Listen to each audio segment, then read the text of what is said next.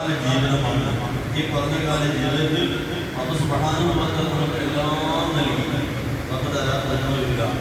ഞാൻ സത്യത്തിൽ ഞാൻ ഇടയാക്കുന്ന സമയത്ത് ഞാൻ ആലോചിക്കുന്ന അല്പസമയത്തേക്ക് വല്ലാതെ മനസ്സൊന്ന് പടച്ചു ഒരു കപ്പാത്തുള്ളിൽ എത്ര പാഴ്ച അതിൻ്റെ രീതിയുണ്ട്. പ്രത്യേകിച്ച് റമദാനിൽ ഇടയത്താഴത്തിന് കൂടുതലൊന്നുമില്ല.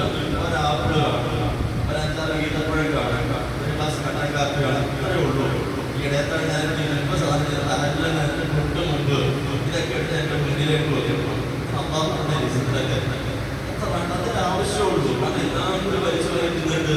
എന്തിനാ നമ്മുടെ ഈ പള്ള ഇങ്ങനെ വീർത്ത് നിറച്ചുള്ള നിസ്കാരത്തിന് ഒരു രസമില്ല, വിമാനത്തിന് ഒരു രസമില്ല. തറാവീഹ് മനുഷ്യൻ്റെ അവസ്ഥ എങ്ങനെ? തറാവീഹ് ഇങ്ങോട്ട് വന്നിട്ട് കാരണം വല്ലാതെ പ്രശ്നം കഴിച്ചു. ഇതിനെ ക്ഷീണം വിവാദം ക്ഷീണമല്ല. മകരൂടെ ഇരുവായിട്ട് അപ്പാർട്ട്മെന്റ് ക്ഷീണം കൊണ്ട് തറാവീഹ് വന്നതല്ല. പിന്നെ ഇത് മാറി ടാങ്കിലാണ് നാളത്തെ തലമുറ കയറിയിട്ട് വെള്ളം കുടിക്കാൻ ഇനിയിപ്പോൾ സ്ഥലമില്ല. അതുപോലെ നേരെ ശ്വാസം വിടാൻ വയ്യ. ഒരു വല്ലാത്ത വിഷമം. ആ സങ്കടത്തോടെ വന്നിട്ട് തറാവീഹ് തീർന്നാൽ മതി. എന്ത് തിന്നേന്റെ ക്ഷീണം കാരണം. അവിടെയാണ് വിദേശങ്ങൾ പറഞ്ഞത്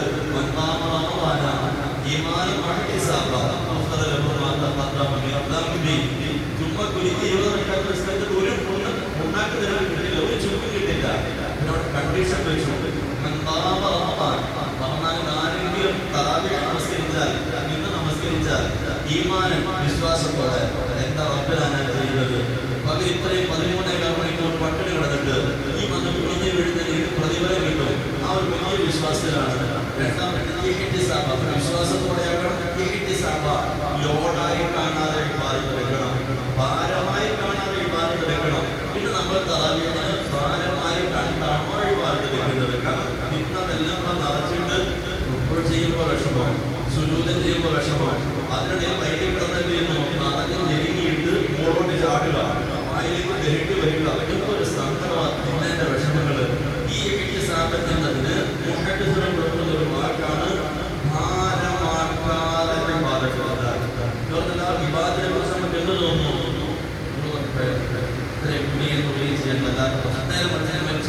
ടെസ്റ്റ് ചെയ്ത് നോക്കിയോ?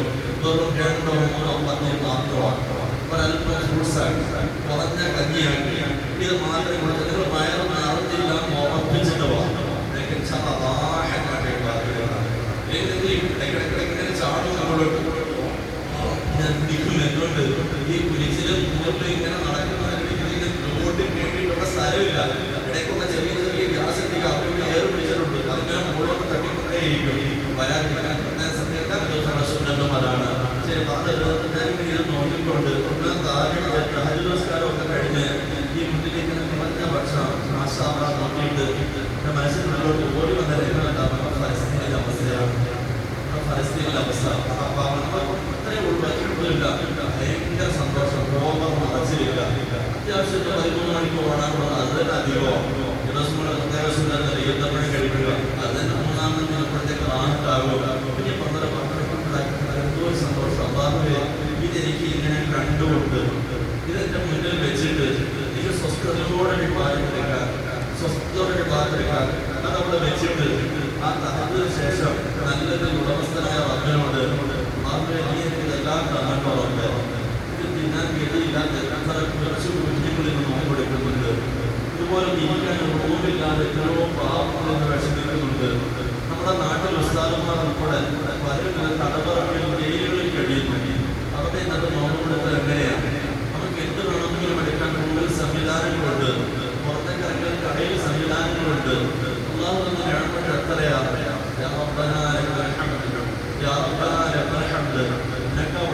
സർവസ്തുതി നിനക്കാണ് സകല ശുദ്ധികളും.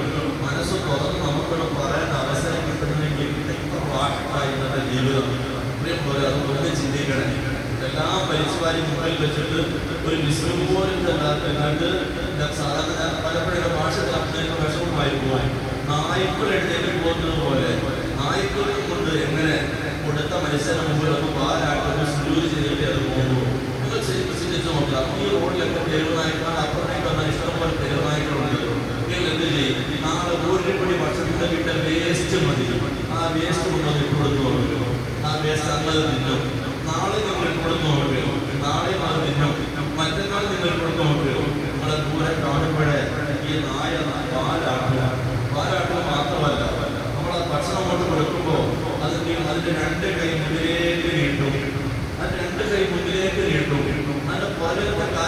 ആയിരിക്കും. ആ കാല് ഒരല്പം മടക്കിയിട്ട് അത് സുജൂദ് ചെയ്യും. അതിന്റെ തല മുന്നിലത്തെ ആ കാലിന്റെ പുറത്തേക്ക് അത് കൊണ്ടുവച്ചിട്ട് തീറ്റ് കൊടുത്ത യജമാനന്റെ മുന്നിൽ ആ തെരുവ് പറ്റി സുജൂദ് ചെയ്യുന്നുവെങ്കിൽ ഇടയത്താഴത്തിന് നോക്കുകൊണ്ട് തിന്നാൻ തന്ന ആ റബ്ബിന്റെ മുമ്പിൽ ഒരു മനസ്സ് തുറന്ന് നമ്മൾ പറഞ്ഞു, ഒരുപാട് മനുഷ്യർ തീറ്റിയില്ലാതെ നോമ്പെടുക്കുമ്പോ ആവശ്യമുള്ളത് ഇഷ്ടമുള്ളത് പിന്നെ ഭാഗ്യം വന്ന എനിക്ക് നീ ചെറിയ കാര്യമല്ല.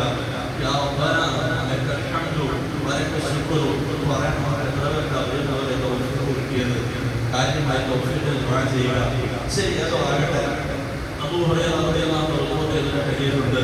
മഹാനായ റസൂലുള്ളാഹി സ്വല്ലല്ലാഹു അലൈഹി വസല്ലം തങ്ങൾ ചോദിച്ചു, നിങ്ങൾ അറിയുമോ മനിൽ മുഫ്ലിസ്? ആരാണ് മനസ്സിലാവുമായിരിക്കും. നമ്മൾ ചെയ്തു, ഒരു മനുഷ്യന്റെ ഇത് 10 ലക്ഷം രൂപ വാങ്ങിച്ചു, ചെക്കും ഒക്കെ കൊടുത്തിട്ടുണ്ട്. അവസാനം ഈ മനുഷ്യർക്ക് നമ്മൾ പൈസ കൊടുക്കുന്നില്ല. ആ മനുഷ്യൻ നമ്മളിപ്പോ ചെയ്തു, ഒരു മനുഷ്യന് 10 ലക്ഷം രൂപ ഇങ്ങോട്ട് വാങ്ങി, ഈ പൈസ നമ്മൾ തിരിച്ചു കൊടുക്കുന്നില്ല. അവസാനം അവൻ എന്ത് ചെയ്തു? വർഷങ്ങൾ സമയങ്ങളൊക്കെ കിടക്കുമ്പോൾ പരാതി കൊടുത്തു. പരാതി കൊടുത്തിട്ട് പോലീസ് അന്വേഷിച്ചു വന്നു. ഇവിടെ വന്നപ്പോൾ നമ്മളൊരു വാടക വീട്ടില്ല, നമുക്കൊരു വണ്ടിയില്ല, ഒരു സൈക്കിൾ പോലും ഇല്ല, വീട്ടിലൊരു പാത്രങ്ങളോ ഒന്നുമില്ല, 1-2 പാത്രം മാത്രമുണ്ട്. പോലീസ് കയറി എല്ലാം പരിശോധിച്ചു, നമ്മുടെ ഒന്നുമില്ല. കോടതിയിലേക്ക് പോയതിനെ പറ്റി ജയിലിൽ പോലും ഇല്ല. കാരണം ഞാൻ പാപ്പനാണ്, ഞാൻ എവിടുന്നിട്ട് കൊടുക്കാനാണ്, ഇതിലൊന്നുമില്ല. ഇങ്ങനെയുള്ള മനുഷ്യർക്കാണ് സാധാരണ പാപ്പ മുഫ്ലിസ് എന്ന് പറയുന്നത്.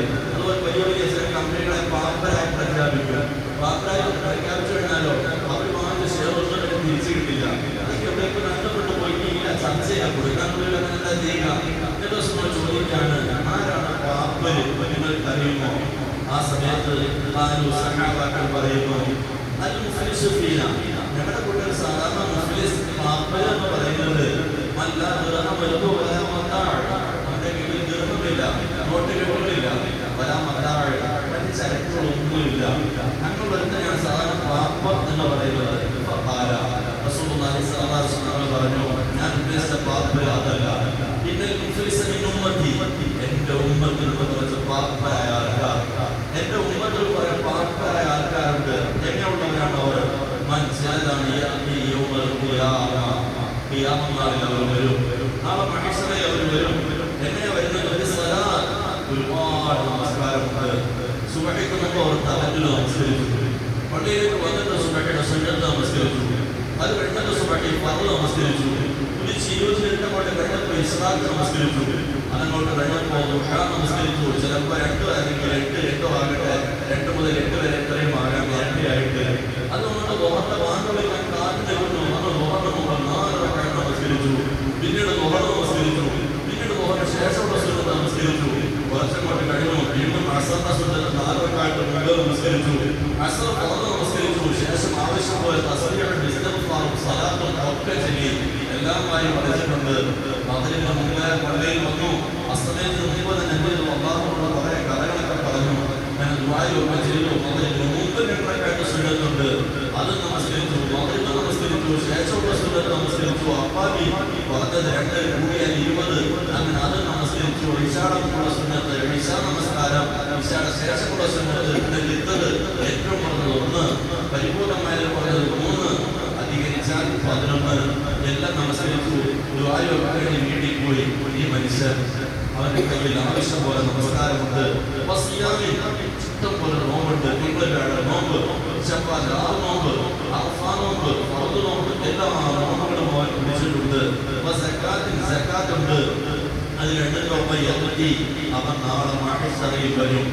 നാളെ കെട്ടിടക്കി ഭാഗത്തോട്ടാ വരുന്നത്. അവിടെ അങ്ങോട്ട് വരുമ്പോ 4 ഭാഗത്തും ചില ആൾക്കാർ ഓടി വരുന്നു. എന്നിട്ട് പറയുക, അത് അള്ളാഹുവേ, ഇവൻ എന്നെ തെറി പറഞ്ഞിട്ടുണ്ട്. പഠിച്ചവന് ദുനിയാവിലെ ജീവിതത്തിൽ ഭയങ്കര ആട്ടിലെത്തിയ, പക്ഷെ അവനെന്നെ തെറി പറഞ്ഞവരാണ്. അടുത്ത ആൾ വരുന്നു, അള്ളാഹു എന്നെ കുറിച്ച് അപരാധം പറഞ്ഞതായത്. ഞാൻ ഇവിടെ ഒന്ന് പോയിട്ട് നമ്മുടെ കമനോട് എന്തെങ്കിലും ബന്ധമുണ്ടെന്ന് പറഞ്ഞ് ഒരുപാട് അപരാധം എന്നെ കുറിച്ച് പറഞ്ഞതാണ്. അള്ളാഹുവിന് ഭയങ്കര ആഗ്രഹം, പക്ഷെ കടയിൽ ഒരു സാധനം വാങ്ങിച്ച പൈസ കൊടുക്കില്ല, കടം വാങ്ങിച്ചാൽ തിരിച്ചു കൊടുക്കില്ല. എന്തെങ്കിലും സാധനം വാങ്ങിച്ചാൽ ഇത്രേ ഉള്ളൂ, ഇതൊന്നും ബന്ധപ്പെട്ടെന്ന് പറഞ്ഞ് അടിച്ച് അടിച്ചിട്ട് പോകും. ഒരുപാട് സാധനങ്ങൾ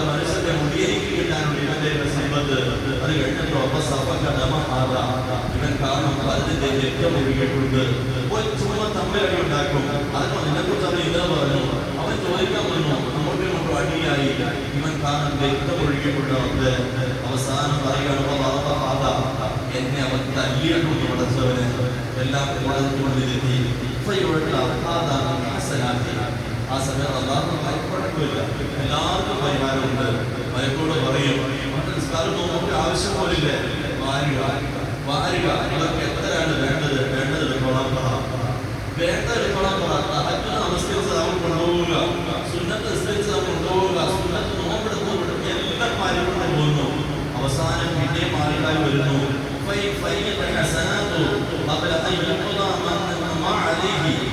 ഉള്ളതെല്ലാം കൊടുത്തു കഴിഞ്ഞു. പിന്നെ മാർക്കാൻ വയ്ക്കുക, എനിക്ക് കിട്ടാനുണ്ട് പടച്ചവരെ.